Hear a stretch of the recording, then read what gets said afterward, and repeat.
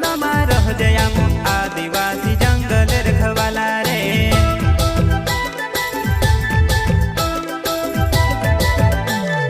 चल जंगल जमीन काज पूजे रे आदिवासी दुनिया ने रखवाला रे।